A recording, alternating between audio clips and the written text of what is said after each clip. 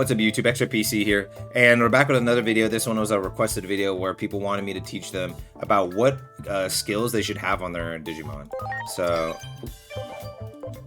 where'd he go? There you go. So we can start with like a DPS, right? So a DPS like Protomon, Destroy Mode, you would want things like, okay, let's see, he is, well, he's both, he's physical and magical. But his AoE is a physical attack. Your single target is a magical attack. I think I'd rather... oh yeah, I have him in Brave now, so I want to change these. I haven't changed these forever. So... oh my gosh, I'm not used to mouse keywords, so... Alright, so... you'd be like, okay, Holy Light. Instead of Holy Light, I'm gonna go down... Saint Knuckle 3. And then instead of, Hydro Water... I'm gonna do the water 3, or is it Alka Pressure 3? And then instead of Stone Cleave, I'm gonna do the Earth AoE. And then I feel like you usually want to change these depending on the area you're fighting in. So once you're like in the water zone, maybe you'd put like grass, and like lightning or something, right? Like a grass, single target, grass, AoE, lightning, single target or something. That way you're like matching the zone. That's another thing you could think of. And then I also put a X heal, so I could heal one person a lot.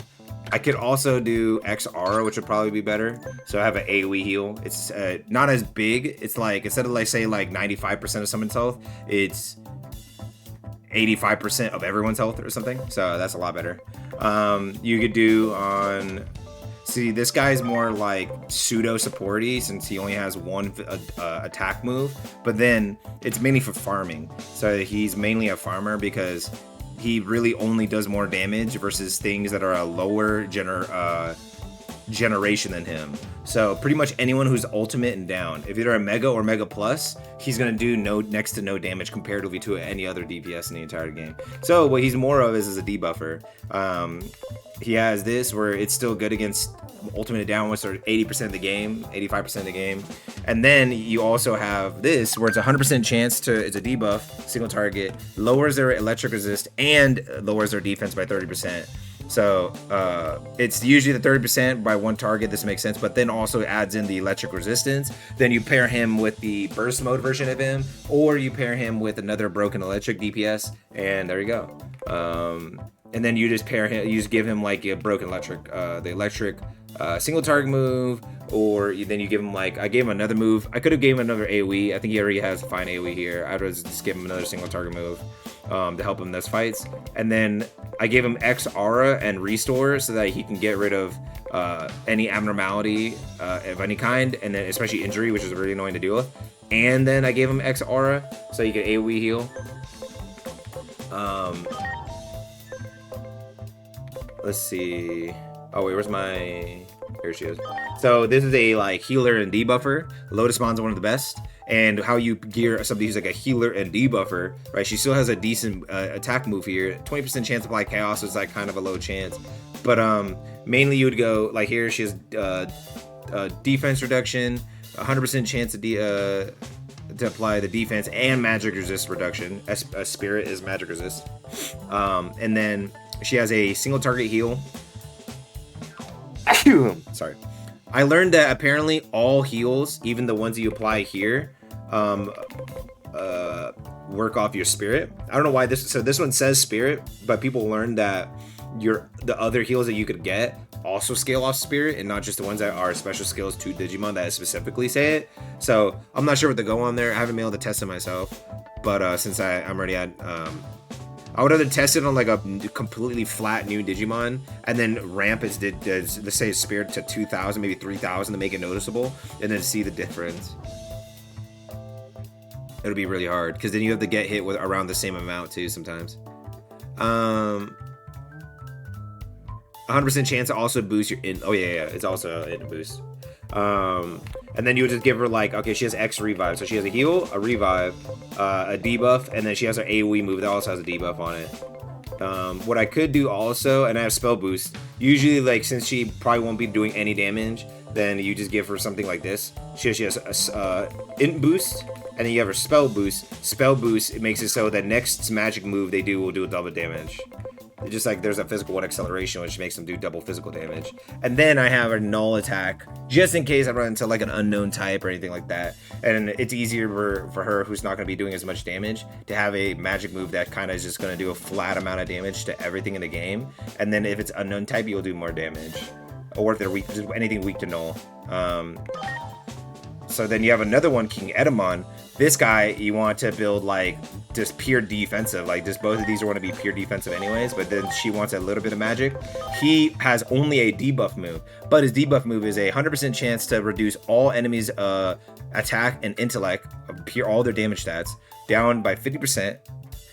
And it taunts on the same move and only lasts for 1 turn. But what you can do is also give him I don't have it on right now, but a personality skill where it extends all your debuffs by things like 1 or 2 turns. Let me look.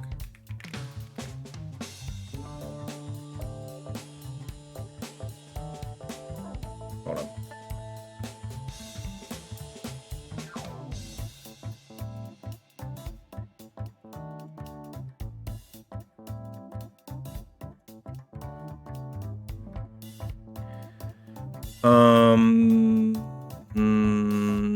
Oh, here it is. Hustle Cry. Extended duration of it's this one. Booing. Extended duration of debuff effects applied by the user skills by 2 turns. So that 1 turn attack and int reduction would be 3 turns now.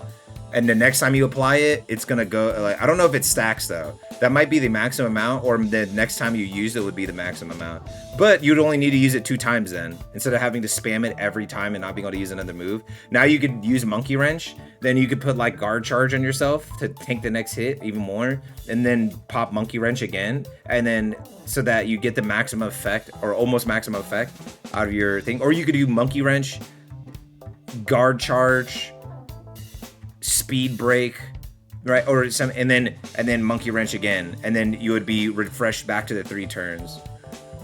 And then you would also be I don't know how it stacks. It might even go for 50 to 80. I don't, because like the crowns, actually no, it might go to 120 max, because if you do a 30% 3 or 4 times, it gives you a crown, meaning that can't go higher. So I'm assuming it's 120%, but it could be maxed out at 9 or 100%. It could go 30, 60, 90, and then go up to 10% more and go to 100%, but I'm not sure. I just know that things stack. Like if you use, let's say you use the AoE one and it's 10%, I think if you use that 3 times, it would give you the new, like your arrow and the thing would change to 2 arrows. So you're 3 2 times. So it might be 100%. Also, Hustler Cry is the buffs too. So if you have a buffer character, it would be good to have the buff thing on them. Because let's say there's 3 turns, it would be 5 turns. All your applicable buffs now have 2 extra turns. And then obviously debuffs as well will be 3 turns. Now it's 5 turns. So that's less time you have to worry about debuffing, and the more time you can spend either spamming attacks with your other people or whatever.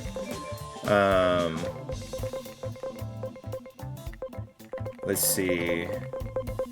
I think that's kind of like the general gist. I guess Venusmon's another one where she has a horrible DPS move, but it applies attack and int reduction. Also removes stat buffs, and then this will remove stat buffs and also stat debuffs and whatever. So that means you don't have to apply, like for her, you wouldn't have to give her something the one that gets rid of stat buffs. You don't have to get rid of this one, and she also removes their stat buffs, so that helps the damage. So then you could just apply debuffs and heals with her. So then you just, I haven't really geared her at all, but yeah, you just get rid of these. Maybe give her 1 magical move. Oh, wait. Yeah, she's in, but so you would give her 1 magical move. So I would just give her, let's say like Lethal Blizzard, and then I'll just do like X Aura, because she has a she has an AoE heal move. So I'll just give her X Revive. She already has that one, so you just give it this one, and then you just need like I mean, you could just give her, it just depends, but you either give her attack charge, magic charge, or you can go with the AoE magic AoE attack, or you give her the or acceleration or spell boost. It just kind of depends what you're doing. Also, you could do this one, attack or magic reflect. You could give this to your King Edamon. So when now your King Edamon, it's a taunt, but it's not a counter. But now you could give him attack, and you can go attack reflect and magic reflect. And you could give only one to your King Edamon, so that your King Edamon can have another move. And then literally you would have to give it to him as another character. Because he can't attack reflect, it only lasts that one turn. Yeah. So you would have to give it to like your healer, and if you're going like your King Edamon is like one of your carries for some reason. And then yeah, you could do that.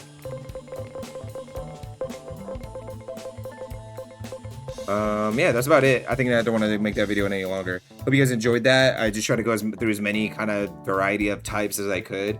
That's a general gist. Like those all the attack moves and all the magic moves are good. It just depends on the other thing you're going against. All the heal moves are good. Obviously, the ones that you don't really want to use over another one is, until you get that move, I guess, so you have Restore, which is better than, it's these two put together. So there's literally no reason beneficial to use these two moves over Restore. Once you're able to buy Restore, that's when you stop using those moves. But yeah, that's the general gist. Hope you guys enjoyed that. Please like and follow the channel, and then also turn notifications on so you can actually see my uploads the moment it drops. Please hype on mobile if you can. If you're on mobile, that would be awesome if you hype the video. It's free. And it's a new feature that YouTube added to actually benefit the video in a great way. And I hope you guys see you guys on the next one. And actually check out my other videos I link at the end here.